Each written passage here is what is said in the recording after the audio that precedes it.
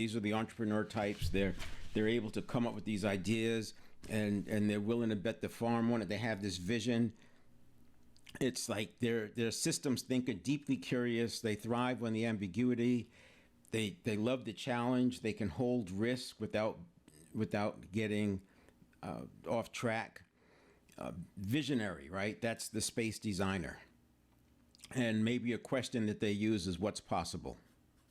Then the next one we have is space fillers.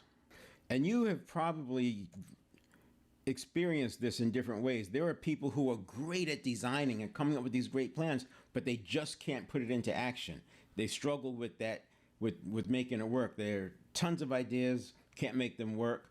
And this could be both. You could have space fillers who have the ideas, but they don't know how to get it started. You can have the space designers who have the ideas and don't know how to operationalize it. So you do need both. And the space fillers, these are problem solvers. They love having a scope so that they can problem solve within that. A space filler will often feel stuck if they don't have enough curbing to push them into a certain direction.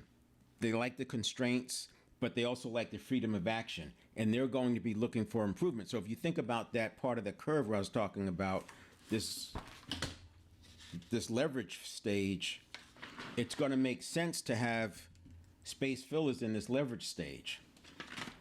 And these two this diagram and this one don't necessarily go together. They're independent. They can be exclusive, but they can also be used together where it makes sense. So space fillers, a good question they might be asking is, how do we make this work? How do we bring it to life? How do we make it better? How do we make 1 + 1 = 3? Those are the kinds of questions that you'll have from these space fillers. The reason I'm pointing this out is, as a business owner, you got where you are by wearing multiple hats. Some hats you wore better than others, but it didn't really hurt you because all the marbles were not on the line. You were moving and shaking. Things were moving so fast that speed was more important than perfection. And we don't want perfect to be the enemy of the good, but at the same time, we don't want to be so sloppy that we're costing ourselves money, costing ourselves time. Then this one is the space user. The space user loves to have everything tidied up. This is operational person. Just tell me what I need to do. Widgets in, widgets out. They don't get bored. They love the routine. They love the precision and the focus, and it keeps them grounded.